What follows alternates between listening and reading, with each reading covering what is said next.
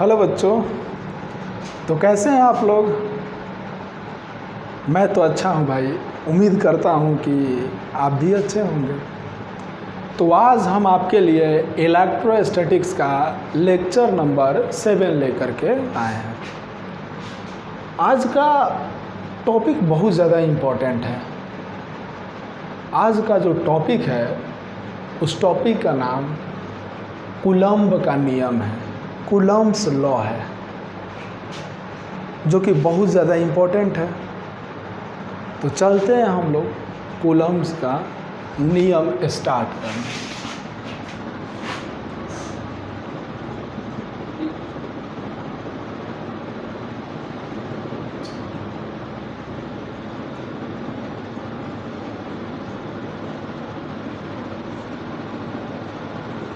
Coulomb का नियम,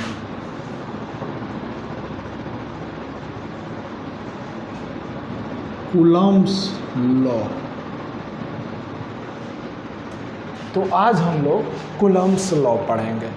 देखिए, पिछले क्लास में हम लोगों ने चार्ज के बारे में पूरी तरह डील कर लिया। अब आपके पास चार्ज से रिलेटेड कोई प्रॉब्लम नहीं होनी चाहिए। आज हम लोग कुछ चार्ज से हो रही घटनाओं पर बात करेंगे। देखिए, सीए कूलम्ब नाम का साइंटिस्ट जो थे, उन्होंने कुछ चीज़ों को ऑब्जर्व किया था। जैसे कि आपको मालूम है कि like charges repel each other. एक तरह के चार्ज प्रतिकर्षित करती हैं, दूर भगाती हैं, और अलग अलग टाइप के चार्ज आकर्षित करती हैं। तो भाई, दूर भगा रही है या पास खींच रही है, इसका मतलब कि वो एक दूसरे पर बल लगा रही है। तो ये कितना बल लगा रही है, कितना बल से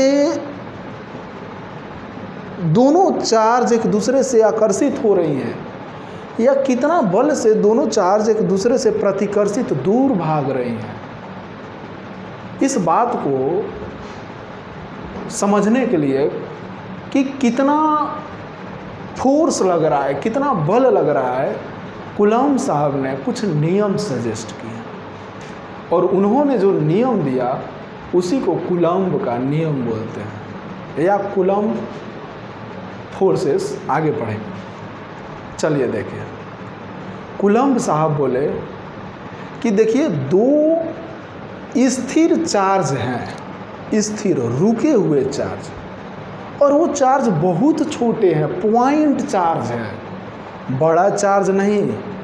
इस मार्कर पेन पर चार्ज आ जाए और ये भी मार्कर पेन पर चार्ज आ जाए तो ये दोनों एक दूसरे पर फोर्स नहीं लगाएंगे। दो पॉइंट चार्ज, छोटी छोटी चार्ज हो तो वो दोनों एक दूसरे पर फोर्स लगाते हैं। वो फोर्स अट्रैक्शन भी हो सकता है, रिपल्सन भी हो सकता है। तो उस फोर्स को कूलम्ब साहब ने इलेक्ट्रिक फोर्स नाम दिया, विद्युत बल। कि दो स्थिर आवेश के बीच जो बल लगता है उस बल को विद्युत बल या कूलम्ब बल भी कहते हैं।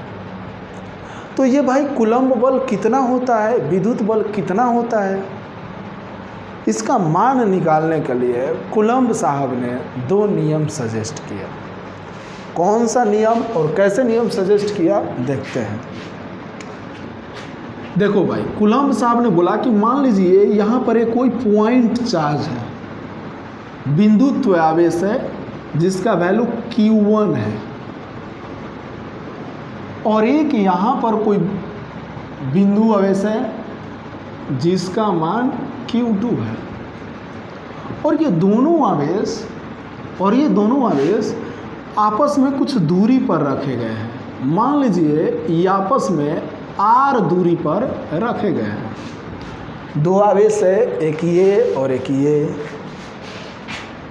जिसका पहला का मान Q1 है, दूसरा का मान Q2 है, और इन दोनों आवेश के बीच में कुछ डिस्टेंस है, दूरी है, जो कि r है। तो अब ये दोनों आवेश एक दूसरे पर बल लगाएंगे। देखिए अगर मान लीजिए ये प्लस चार्ज है और ये भी प्लस चार्ज है, तो ये इस पर उधर फोर्स लगाएंगी और ये इस पर इधर फोर्स लगाएंगी, दोनों एक दूसरे को दूर रिपेल करेगा। तो देखिए इस बात को समझने के लिए कूलम्ब ने दो नियम दिया। उन्होंने पहला नियम में बोला कि दोनों आवेश के बीच लगने वाला विद्युत बल दोनों आवेश के गुणनफल का समानुपाती होता है। पहला नियम में क्या बोले भाई? तो बोले दो बिंदु आवेश के बीच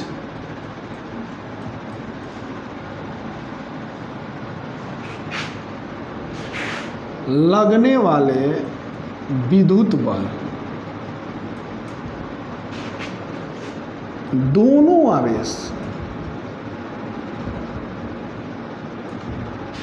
आवेश का परिमाण का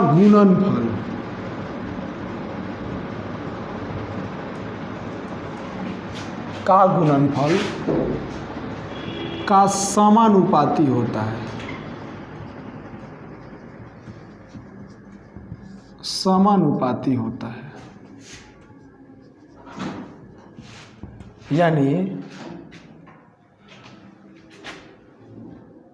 दोनों वस्तु पर जो बल लगेगा, मान लीजिए ये इसको अपनी ओर खींच रहा है F बल से, तो ये भी ये इसको धक्का मार रहा है इधर F फोर्स से, तो ये भी इसको इस डायरेक्शन में धक्का मार रहा होगा F फोर्स से। तो ये जो बल लग रहा है इस समानुपाती है, डायरेक्टली प्रोपोर्शनल है। किसका? दोनों आवेश के परिमाण का गुणनफल का। पहला आवेश का परिमाण Q1 है और दूसरा आवेश का Q2, तो Q1 × Q2 का समानुपाती होता है। कोई दिक्कत? पहला नियम यही है।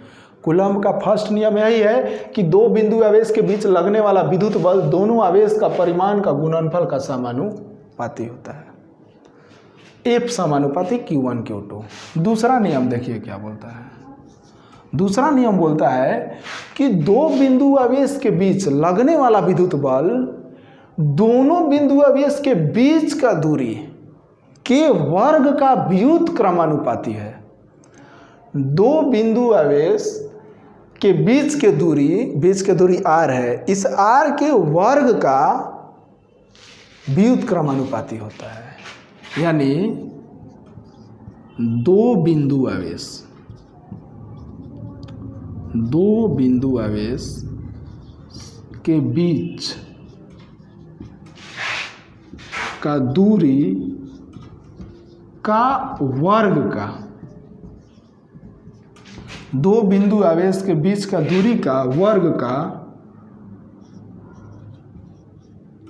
व्युत क्रमानुपाती होता है। यानी बोले तो इन दोनों के बीच जो बल लग रहा है ये व्युत क्रमानुपाती होता है। यानी 1/, में बीच के दूरी का वर्ग का, दूरी कितना है r, तो r का स्क्वायर का। Equation second. यही दो नियम है और यही दोनों नियम के मदद से हम लोग दो आवेश के बीच लगने वाला विद्युत बल का फॉर्मूला निकालेंगे। तो देखिए इक्वेशन 1 तथा 2 से आप देख सकते हैं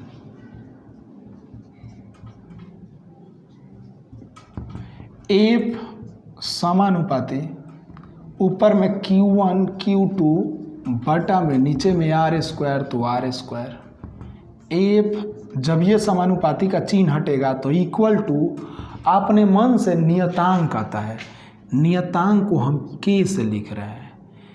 F समानुपाती K Q1 Q2 बटा में r²। विद्युत बल का यही फॉर्मूला होगा। यहाँ पर इस K को हम लोग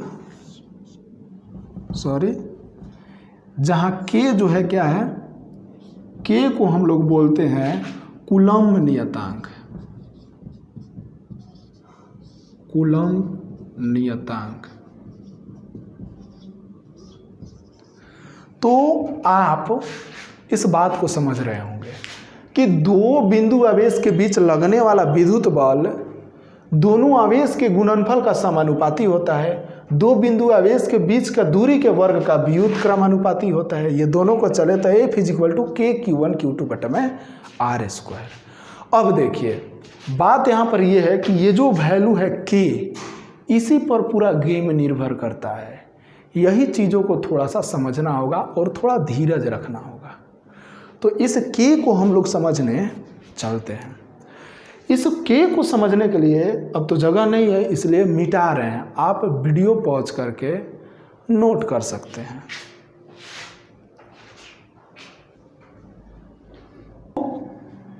तो आप देख सकते हैं आपका फॉर्मूला आया था F = KQ1Q2/R²। और हम बोल रहे हैं कि इस K का ही पूरा इस चैप्टर में गेम है, इस टॉपिक में पूरा इस K का ही गेम है। इस K का पूरा गेम है। अब ये गेम शुरू होता है। अब कूलम्ब्स लॉ का मेन चीज़ स्टार्ट होती है। देखिए दो वस्तु के बीच बल लग रहा है, ये बल कुछ बातों पर निर्भर भी करती है। जैसे कि आप दो आदमी को हम बोले कि आप इस हवा में खुले में लड़ो, एक दूसरे पर बल लगाओ, आप बल बहुत आसानी से लगा लेंगे। आप दोनों एक दूसरे पर बहुत आसानी से बल लगा लेंगे। लेकिन फिर हम आप दोनों को बोले कि आप दोनों पानी में जा कर के लड़ो, तो जब आप पानी में लड़ने जाओगे तो आपको प्रॉब्लम क्रिएट होगी, ज़्यादा बल नहीं लग पाएगी। आपको हम बोलेंगे कि आप इस दीवार के अंदर घुस करके लड़ो, तो आपको तकलीफ़ें होंगी, बल नहीं लग पाएगा ज़्यादा। उसी प्रकार से जब दो आवेश को हवा में रखेंगे तो बल लगेगा, जब पानी में रखेंगे तो बल का मान बदल जाएगा। अब बल अधिक लगेगा कि कम लगेगा उसको देखा जाएगा। वैसे ही दो आवेश को हम दीवार के अंदर डाल दे तो वो इलेक्ट्रिक फोर्स कितना लगाएगा उसका वैल्यू चेंज हो जाएगा। तो ये कितना बल लगाएगा यानी माध्यम, कूलम्ब बल या विद्युत बल दो आवेश के बीच माध्यम पर निर्भर करता है। और वही माध्यम इस K को डिफाइन करता है, डिसाइड करता है। अब आगे हम देखते हैं इस चीज़ों को। देखिए K का जो वैल्यू होता है, इस K का ये वैल्यू होता है 1/4 पाई एप्सिलॉन। K का वैल्यू होता है 1/4 पाई एप्सिलॉन। इसको दो पार्ट में करते हैं। इस K का वैल्यू होता है 1/4 पाई एप्सिलॉन। अब आप पूछिएगा कि सर ये आप कैसे लिख दिए अपने मन से?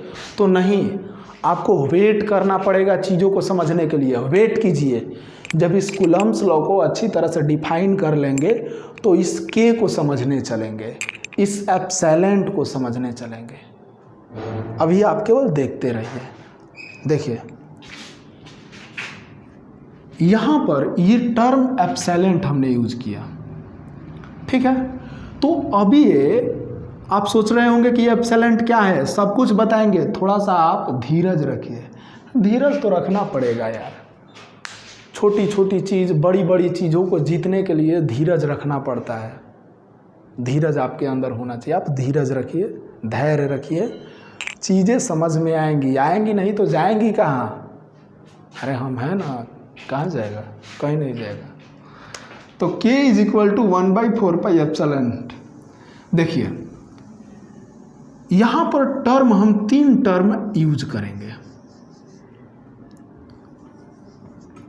एक एप्सिलॉन यूज कर रहे हैं, इसको हम लोग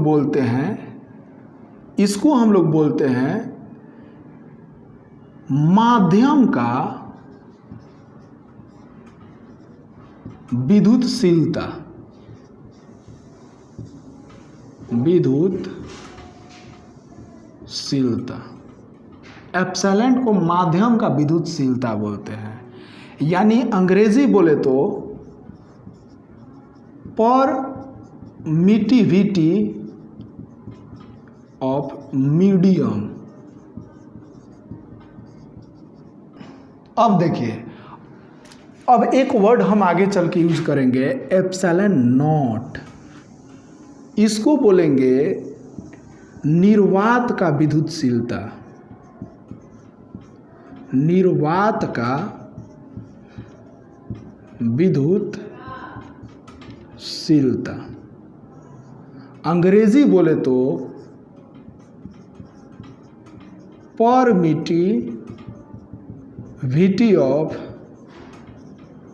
परमिटिविटी ऑफ वैक्यूम। ठीक है। एक और वर्ड यूज करेंगे एप्सिलॉन आर, इसको बोलेंगे सापेक्षिक विद्युतशीलता।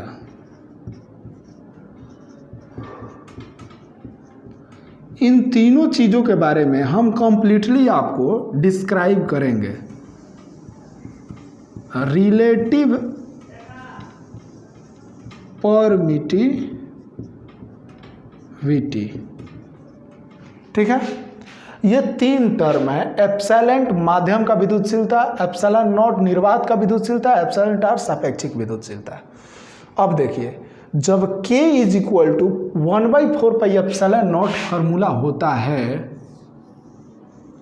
तो अब ये जो है आपका फार्मूला क्या बन जाएगा, F इज इक्वल टू, देखिए जब दो चार्ज को किसी भी माध्यम में रखा जाए, क्योंकि ये एप्सिलॉन माध्यम का विद्युतशीलता है, यानी यहां पर हम लिख दे रहे हैं, जब दो आवेश को किसी माध्यम में रखा जाता है,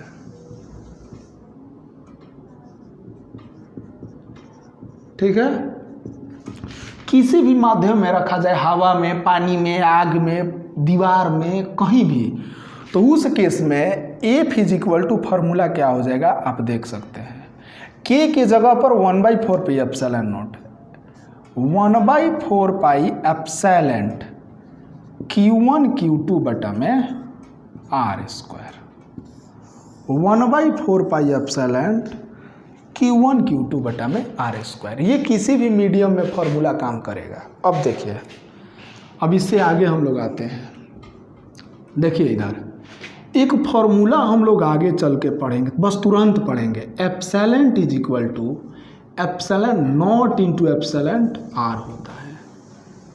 देखिए हम बोले थे ना आपको वर्ड यूज करेंगे epsilon, epsilon not, epsilon r. Epsilon is equal to epsilon not into epsilon r. तो अब एप्सिलॉन के जगह पर लिखेंगे epsilon not into epsilon r, यानी F इज इक्वल टू, ये फार्मूला क्या हो जाएगा, 1/4 pi epsilon not into epsilon r Q1 Q2 बटे में R स्क्वायर। ये फार्मूला और ये फार्मूला दोनों सेम है, किसी भी मीडियम में रहेगा तो काम करेगा ये फार्मूला, किसी भी मीडियम के लिए ये फार्मूला काम करेगा।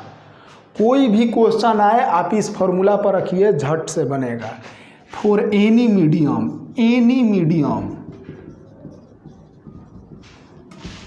किसी भी मीडियम में काम करेगा। अब देखिए बात दरअसल ये है कि हवा में बातें बहुत ज़्यादा होती हैं, हवा में चार्ज को काफ़ी ज़्यादा रखा जाता है, इस तरह का क्वेश्चंस काफ़ी ज़्यादा आते हैं कि दो आवेश को हवा में रखा गया है। तो स्पेशलिस्ट हम हवा के लिए देखते हैं, हवा या निर्वात के लिए देखिए अब यहाँ पर चीज़ों को समझिए। हवा के लिए हवा का रिलेटिव परमिटिविटी ER कितना होता है? 1 होता है। हवा का रिलेटिव परमिटिविटी 1 होता है।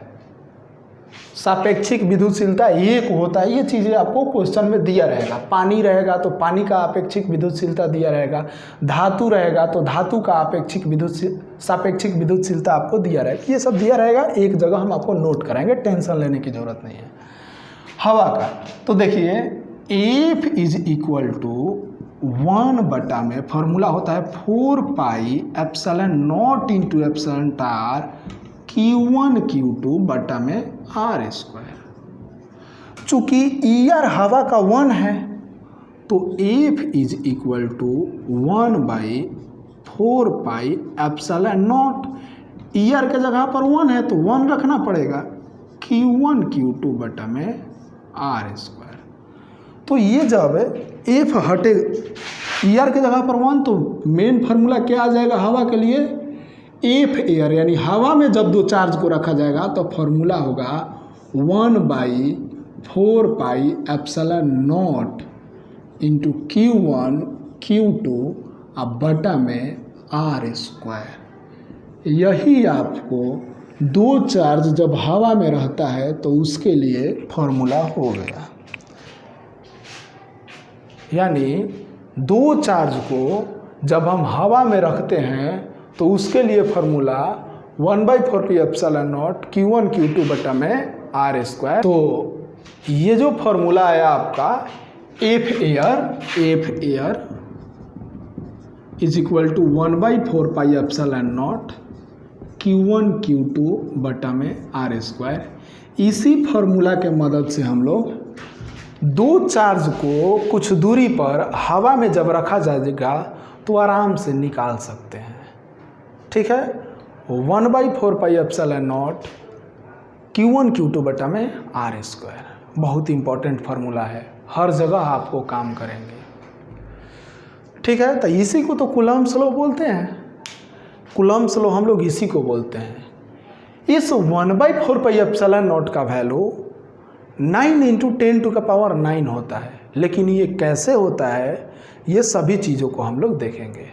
यहाँ तक आप नोट डाउन कीजिए और इसके आगे हम एप्सिलेंट यानी माध्यम का विद्युतशीलता, निर्वात का विद्युतशीलता और सापेक्षिक विद्युतशीलता के बारे में डील करेंगे। तो वीडियो को पॉज करके आप इन चीज़ों को नोट डाउन करें।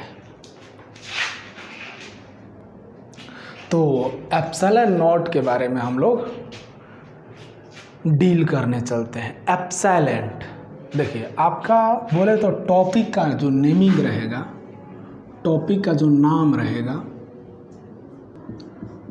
वो माध्यम का विद्युतशीलता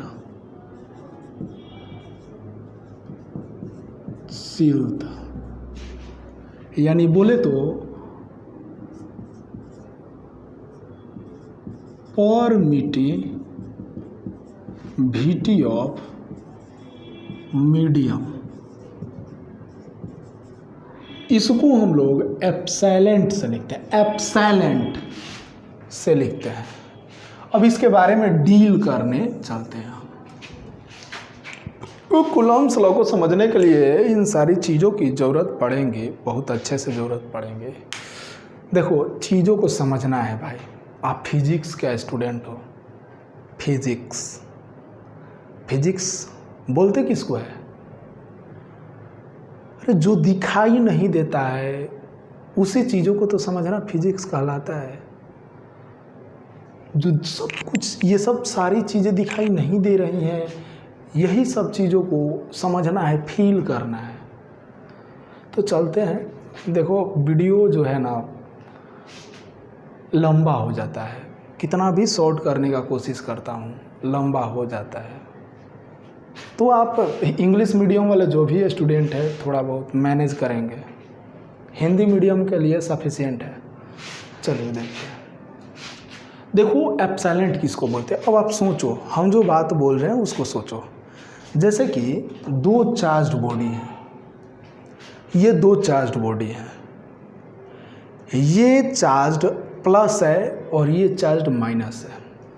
तो ये प्लस चार्ज्ड बॉडी इस माइनस चार्ज्ड बॉडी को अपनी ओर खींचेगा, जाहिर सी बात है। तो भाई कैसे खींचेगा? अगर हमको बोला जाए कि आप किसी को खींचिए तो हम अपना हाथ लेकर के जाएंगे और उसको आसानी से पकड़ के खींच लेंगे। लेकिन ये पॉजिटिव चार्ज इस निगेटिव चार्ज को कैसे खींचेगा? तो ये पॉजिटिव चार्ज निगेटिव चार्ज को खींचने के लिए अपने अंदर से कुछ लाइंस निकालता है, कुछ रेखा निकलती है। वैसे रेखा जो दिखाई नहीं देता है, इमेजिनरी लाइंस निकालता है। ये प्लस चार्ज अपने अंदर से कुछ लाइंस निकालता है और वही लाइंस जाता है इस माइनस चार्ज को खींच करके लाता है। उस लाइंस को विद्युत बल रेखा बोलते हैं, इलेक्ट्रिक लाइंस ऑफ फोर्सेस। कोई दिक्कत? जितना ज़्यादा लाइंस निकलेगा उतना जल्दी उस चार्ज को खींच करके लाएगा। तो ये क्या है? Permittivity of medium. आप सोचिए हवा में रखे हैं तो आसानी से लाइंस जाएंगे और खींच करके आ जाएंगे। आसानी से लाइंस निकलेगा और माइनस चार्ज को पकड़ करके ला देगा। पानी के अंदर जाएंगे तो तकलीफ होगी लाइंस को निकल करके जाने में, क्योंकि पानी मेटल के अंदर और तकलीफ़ें होंगी, दीवार के अंदर तकलीफ़ें होंगी। तो इसका हम अब डेफिनेशन आपको देते हैं, माध्यम का विद्युतशीलता। देखिए विद्युतशीलता क्या है? विद्युतशीलता किसी भी माध्यम का वो गुण है जिसके कारण विद्युत बल रेखाएं आसानी से पास कर जाती है। विद्युतशीलता किसी भी माध्यम का वो गुण है जिसके कारण विद्युत बल रेखाएं आसानी से पास कर जाती है। हवा है बहुत आसानी से पास कर गया, पानी है कुछ तकलीफ हुआ, दीवार है और ज़्यादा तकलीफ हुआ। बात समझ रहे हैं? तो विद्युतशीलता आप नोट कर ले, विद्युतशीलता किसी माध्यम का वो गुण है जिसके कारण विद्युत बल रेखाएं आसानी से पास कर जाती हैं, आसानी से पास कर जाते हैं। देखिए अब देखिए इस विद्युतशीलता यानी बोले तो माध्यम का विद्युतशीलता, माध्यम का विद्युतशीलता का फॉर्मूला होता है निर्वात का विद्युतशीलता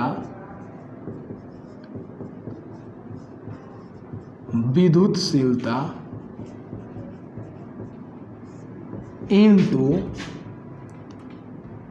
सापेक्षिक विद्युतशीलता। यानी बोले तो परमिटिविटी ऑफ मीडियम का फॉर्मूला होता है परमिटिविटी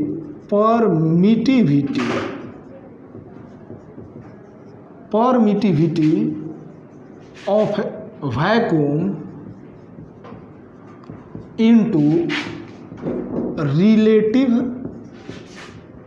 परमिटिविटी।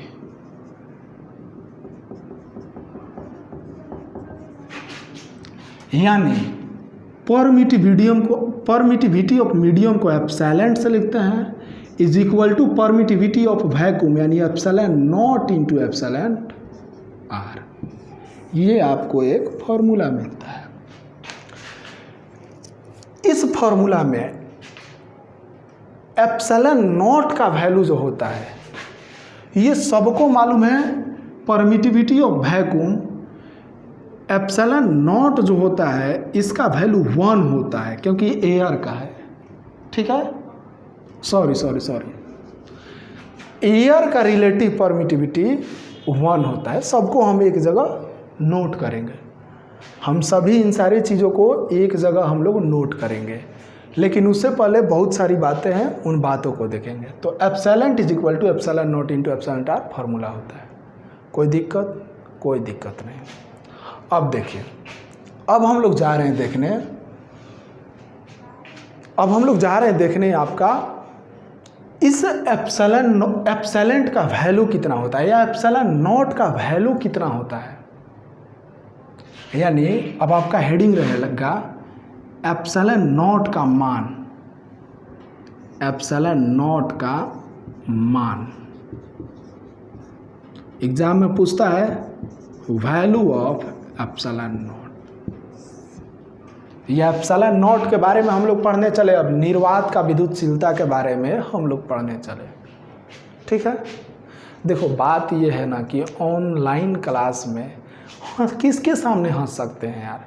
यहाँ पर कोई नहीं है, लगता है इंसान माने हम लगता है किसको पढ़ा रहे, कुछ फीलिंग ही नहीं है। जो जानते हैं बोलते चले गए, तो आपको तकलीफ़ें होंगी। अगर होती हैं तो आप तुरंत बिना टाइम वेस्ट किए किसी भी टाइम पर मेरे नंबर पर आप कॉल करें 9113137829 या व्हाट्सएप करें, कोई प्रॉब्लम नहीं है। हम 24 आवर आपके लिए अवेलेबल है। ओके, चलिए इस एप्सिलॉन नॉट का मान हम लोग निकालने जा रहे हैं। देखो एप्सिलॉन नॉट का मान कहाँ से निकालते हैं हम लोग। मैक्सवेल साहब, आगे चलेंगे हम लोग इलेक्ट्रोमैग्नेटिज्म पढ़ेंगे तो, या बोले तो इलेक्ट्रोमैग्नेटिक वेव्स पढ़ेंगे तो, विद्युत चुंबकीय तरंग पढ़ेंगे तो, मैक्सवेल साहब लाइट का स्पीड निकाले थे। लाइट का स्पीड निकालने के लिए एक उन्होंने फॉर्मूला दिया था, और उसी फॉर्मूला को हम लोग देखने जा रहे हैं। तो मैक्सवेल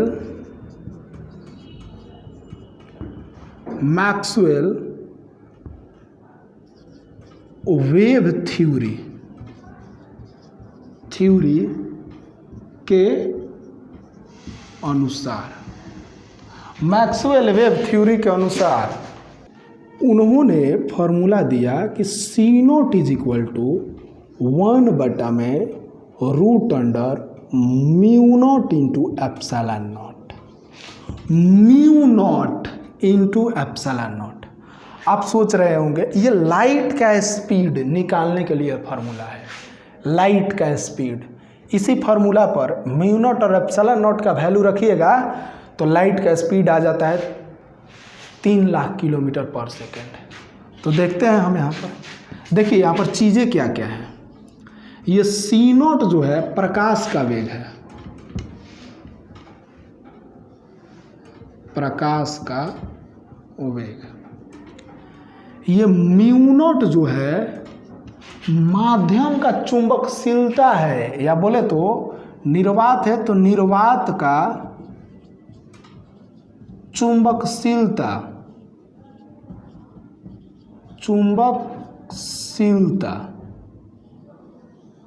और इस म्यू नॉट का वैल्यू होता है 4 पाई इंटू 10⁻⁻⁷। और ये एप्सिलॉन नॉट सबको मालूम है, इसी का तो वैल्यू निकालने जा रहा है। निर्वात का विद्युतशीलता, देखो इस विद्युतशीलता का एक और नाम है पारावैद्युतता भी। नॉट निर्वात का विद्युतशीलता, इसका एक और मीनिंग है पारावैद्युतता भी बोलते हैं। यानी इंग्लिश मीडियम वाले के लिए ये वेलोसिटी ऑफ लाइट है, ये है परमिएबिलिटी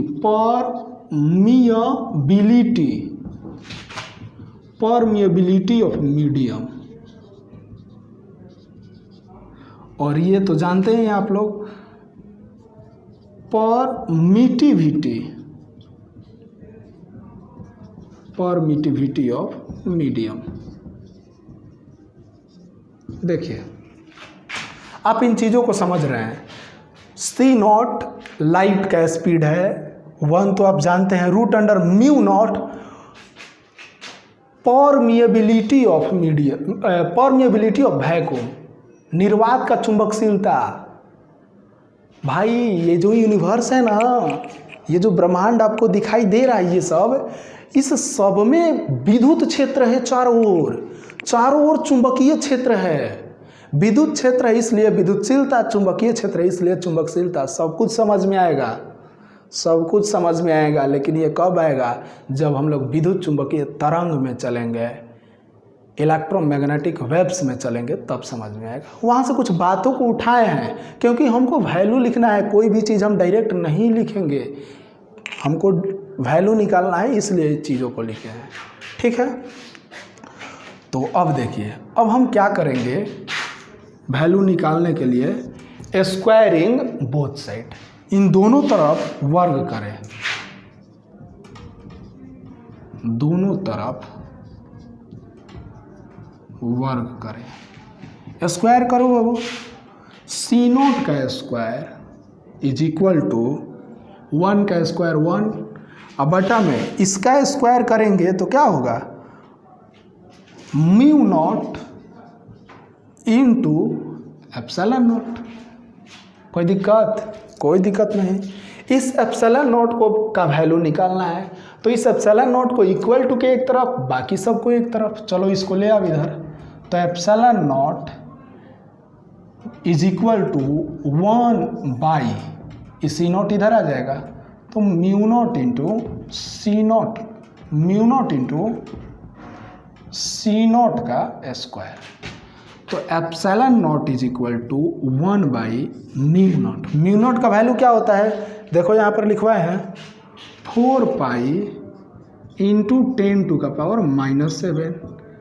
लाइट का स्पीड क्या होता है? तो 3 इंटू 10⁸। मालूम है ना जी कि ना मालूम है? Square epsilon not is equal to 1 by 4 pi into 10⁻⁷ into 3 का स्क्वायर 9 इंटू 10⁻16। कोई दिक्कत? इसको मिटाते हैं, जगह नहीं है। एक बार और देख लो, आप इन चीज़ों को देख लो। हमको एप्सिलॉन नॉट का वैल्यू चाहिए, तो मैक्सवेल वेव थ्योरी के अनुसार इलेक्ट्रोमैग्नेटिक वेव्स में मैक्सवेल साहब बोलते हैं कि लाइट का स्पीड जो होता है यानी सी नॉट, ये बराबर होता है 1 by root under epsilon not into mu not का। यहाँ पर सी नॉट लाइट का स्पीड है, म्यू नॉट माध्यम का चुंबकशीलता है, सॉरी निर्वात का चुंबकशीलता है, एप्सिलॉन नॉट निर्वात का विद्युतशीलता है। दोनों तरफ स्क्वायर किए तो सी नॉट का स्क्वायर इज इक्वल टू 1 बटा में स्क्वायर किए तो mu not into epsilon naught, mu not into epsilon not. Epsilon not का वैल्यू चाहिए इसको, इसलिए इसको इक्वल टू के एक तरफ और सबको एक तरफ। एप्सिलॉन नॉट इधर आ गया, इन सबको इधर लाए तो 1 बटा में mu not into c not का square. Epsilon not is equal to 1 by mu not का वैल्यू आपको मालूम है 4 पाई इंटू 10⁻⁷, 3 इंटू 10⁸ का square. Epsilon not is equal to 1 by 4 pi into 10⁻⁷, 3 का स्क्वायर 9 इंटू 10�6। वीडियो पॉज करके आप मिटा लें, ठीक? वीडियो पॉज करके आप नोट कर लें, हम मिटा रहे हैं, आप नहीं हम मिटाएंगे, ठीक है? अब इसके आगे हम लोग देखते हैं चीज़ों को। कट मत यार, मज़ा कैसे आई? तो देखते हैं हम। चलो देखिए, epsilon not is equal to क्या हो जाएगा? 1 बाई 4 पाई से 9 में तो 36 पाई इंटू 10⁻16 इंटू 10⁻⁻7। कितना हो जाएगा जी? 10⁻9, यही ना होगा? 16 प्लस -7 तो भाई 9 होगा। तो चलिए देखते हैं, इस एप्सिलॉन नॉट का वैल्यू इतना आ रहा है। जब हम सबका वैल्यू रखेंगे यानी epsilon not is equal to 1 by 36, pi का मान 3.114 इंटू 10⁹, तो ये और 1 में डिवाइड करेंगे तो एप्सिलॉन नॉट का वैल्यू आता है, आप करोगे, अब हम कितना करें, 8.85 इंटू 10⁻⁻12। अब इस एप्सिलॉन नॉट का हम लोग ऐसा यूनिट लिखेंगे, देख लेते हैं क्या होता है। एप्सिलॉन नॉट का यूनिट भाई हमको लिखना होगा ना जी, तो इसका यूनिट हम लोग देखते हैं क्या होगा, कूलम्ब स्क्वायर पर newton metre square. Epsilon not का बचवा यही वैल्यू होगा। एप्सिलॉन नॉट कांस्टेंट टर्म है, एग्जाम में पूछता है कि इसका वैल्यू कितना होगा तो ये इतना होगा। कहाँ से आया, हम आपको निकाल दिए। अब जस्ट तुरंत, बस जस्ट अभी आप ये भी देख लीजिए। आप देखिए इधर चीज़ों को,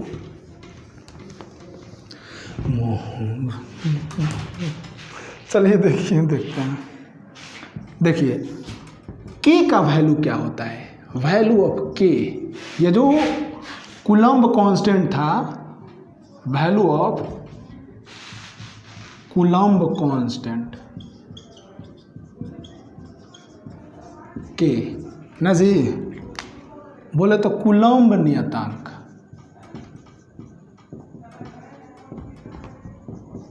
कूलम्ब नियतांक का मान, इसको भी हम जस्ट अभी देख लेते हैं। क्या जी, तो देखते हैं k is equal to value था 1/4 पाई एप्सिलॉन नॉट, तो k is equal to 1/4 pi epsilon not का वैल्यू कितना है, 8.85 इंटू 10⁻⁻12, या ये भी लिख सकते हैं 1/36 पाई इंटू 10⁻1/36 पाई इंटू 10�9। तो देखिए 4×9 = 36, 9 मरत में आई सब नीचे से ऊपर उठ के चल जाएगा। तो k इज इक्वल टू 9 × 10⁻9, यानी कहने का मतलब अब इजली आ गया। अब यहाँ से कूलम्ब्स लॉ एकदम 40 बार एकदम इजी हो जाएगा। वीडियो लंबा हो जा रहा है यार। तो k का वैल्यू 9 इंटू 10⁹ आ गया, तो अब बस कूलम्ब्स लॉ एकदम चुटकी बजा के समाप्त। अब देखो, तो अब देखो आप आराम से इजली देखो कि एफ इज इक्वल टू, आपका फॉर्मूला था 1/4 pi epsilon not Q1 Q2 बटा में R² था ना जी। अब डायरेक्ट, अब इसको डायरेक्ट कीजिएगा एयर के लिए, हवा के लिए या निर्वात के लिए, निर्वात के लिए। अब भाई ये फॉर्मूला डायरेक्ट काम करेगा। F is equal to 1/4 pi epsilon not, देखो तो 1/4 पाई एप्सिलॉन नॉट, के ना था जी, के जगह पर डायरेक्ट रखो 9 × 10⁻9, 9 × 10⁻9 Q1 और Q2 बटा में R², काम खत्म। जब दो बॉडीज हवा में रहेगा तो डायरेक्ट रखेंगे 1/4 पाई एप्सिलॉन नॉट के जगह पर 9 × 10⁻9 Q1 Q2 बटा में R²। अब यही मीडियम रहेगा, माध्यम यानी कोई माध्यम रहेगा, माध्यम के लिए, किसी माध्यम के लिए तो चुपचाप एफ मीडियम माने माध्यम के लिए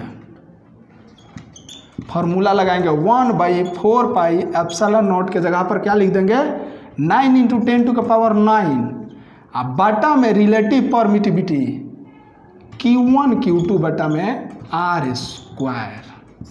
ये फॉर्मूला लगाएंगे। ईयर सबका दिया रहता है, हवा का भी ईयर 1 होता है, इसलिए बटा में 1 रखेंगे तो यही आ जाएगा। लेकिन मान लीजिए मेटल हो गया तो मेटल का ईयर इन्फिनिटी होता है, इन्फिनिटी रखना पड़ेगा। वाटर, पानी का ईयर 81 होता है, 81 रखना पड़ेगा। तो हम लोग चीज़ों को यहाँ पर लिख लेंगे। यही कूलम्ब्स लॉ है। अब आप सोचिए, सुनिए, अभी ख़त्म कहाँ से हो गया साहब, अभी वेट कीजिए। देखिए अब आपको कुछ बात बताना चाहता हूँ। बात ये है कि एक दिन गैप करके हम वीडियो डालेंगे, क्योंकि वीडियो में एक टॉपिक तो क्लियर होना चाहिए, और वीडियो 40 से 50 मिनट का हो जाएगा, कम से कम 40 से 50 मिनट का। इसलिए एक दिन बीच करके डालेंगे, एक दिन का डाटा बचाएंगे और अगले दिन मिला करके डालेंगे। डाटा कहाँ से लाए? 1.5 GB 2 GB मिलता है, उसी में अपलोड करना पड़ता है। खुद का भी लाइफ है तो भाई चलाना पड़ेगा थोड़ा बहुत। व्हाट्सएप फेसबुक हम भी ट्रिम कर लेते हैं। तो अभी ख़त्म नहीं हुआ है, देखते हैं आगे। 9 × 10⁻⁹ बटा में ईयर Q1 Q2 बटा में R²। कोई दिक्कत? कोई दिक्कत नहीं। अब देखिए मेन फार्मूला आपका यही है भाई, हवा के लिए 9 × 10⁹ Q1 Q2 बटा में R²। अब देखिए, अब हम लोग जा रहे हैं एप्सिलॉन नॉट का एसआई मात्रक और बीमीय सूत्र निकालने। ये भी एग्जाम में पूछता है, एप्सिलॉन नॉट का एसआई मात्रक और बीमीय सूत्र निकालने, जो कि एग्जाम में पूछता है। या फिर सुनिए ना, इसको हम लोग अगले दिन अगले क्लास में करेंगे, एप्सिलॉन नॉट का एसआई मात्रक और बीमीय सूत्र। आज हम लोग छोटा छोटा 2 न्यूमेरिकल्स बना लेते हैं, और न्यूमेरिकल्स हम बताएंगे और आप जाकर एनसीईआरटी बुक खोलेंगे और स्टार्टिंग से 2-3 न्यूमेरिकल्स ज़रूर ट्राई करेंगे। और नहीं बनेगा तो कमेंट बॉक्स में लिखेंगे कि सर नहीं बना है, तब आ जाकर हम बनाएंगे, अदरवाइज बनने वाला नहीं है। तो देखिए 2 क्वेश्चन देते हैं। 2 बिंदु आवेश, 2 बिंदु आवेश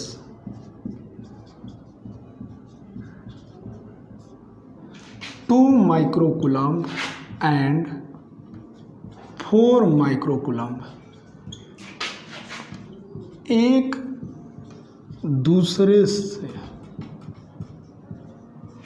दूसरे से 2 मीटर की दूरी पर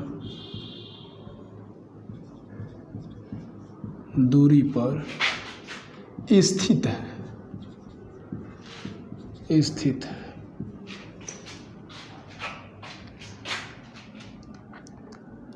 यदि दोनों हवा में at a distance of 2 meter, find the electric force between 2 charges। चलो स्टार्ट करो। तो देखिए जी, तो कह रहा है कि 2 चार्ज बॉडी है, एक 2 माइक्रोकूलम का और एक 4 माइक्रोकूलम का। ये 2 माइक्रोकूलम और ये 4 माइक्रोकूलम, दोनों को 2 मीटर के दूरी पर रखा जाता है। तो बताइए इलेक्ट्रिक फोर्स कितना लगेगा? ये दोनों को एयर में रखा गया है। तो लीजिए भाई, पहला काम तो यही है कि जो जो क्वेश्चन में दिया है नोट करें, नोट लो भाई। पहला चार्ज कितना है जी? 2 माइक्रोकूलम, यानी बोले तो Q1 = 2 माइक्रोकूलम। दूसरा बात, Q2 कितना दिया है? 4 माइक्रोकूलम। बीच का डिस्टेंस कितना दिया है? R बोले तो 2 मीटर। निकालना क्या है? विद्युत बल, इलेक्ट्रिक फोर्स। वाट, अरे कोनो दिक्कत है? बचवा वाला तो क्वेश्चन है कुछ। 2 माइक्रोकूलम पहला काम हो गया, जो दिया था क्वेश्चन में नोट कर लिए। दूसरा काम कि ऐसा यूनिट में रखना पड़ता है, ये माइक्रोकूलम में है। कूलम में बदलने के लिए 10⁻⁻6 से मल्टीप्लाई, यानी 2 × 10⁻⁻6 कूलम, 4 × 10⁻⁻6 कूलम, और ये है मीटर में। तो F = फार्मूला होता है एयर के लिए 1/4πε0 Q1 Q2 बटा में R²। तो F एयर = चलो बचवा 1/4πε0 का वैल्यू कितना होता है जी? 9 × 10⁻9। उसी समय ना निकाले हैं, 9 × 10⁻9। Q1 का वैल्यू बचवा 2 × 10⁻⁻6, Q2 का 4 × 10⁻⁻6, बटा में बीच का डिस्टेंस 2 का स्क्वायर। कोनो समस्या? कोनो समस्या ना। तो देखो इधर 9 इंटू 10 टू का पावर 9, तनी ऊपर लिखते हैं अब, ढेर नीचे ना। 9 F is equal to 9 into 10 to का power 9 into 2 into 4 into 10 to का पावर -6 और -6 -12, अब बटा में 4 से 4 खत्म। तो एफ इज इक्वल टू 9 से 2 में 9 दूनी 18 गुना 10 के पावर 9 और -12 कितना हो जाएगा? -3। 18 इंटू 10 टू के पावर -3 न्यूटन। तो इतना फोर्स लगेगा। ऐसा ही एनसीईआरटी का फर्स्ट क्वेश्चन, सेकंड क्वेश्चन है, आगे भी देखिएगा। आता है बनाइए, नहीं आता है कमेंट कीजिए। All the best, thank you.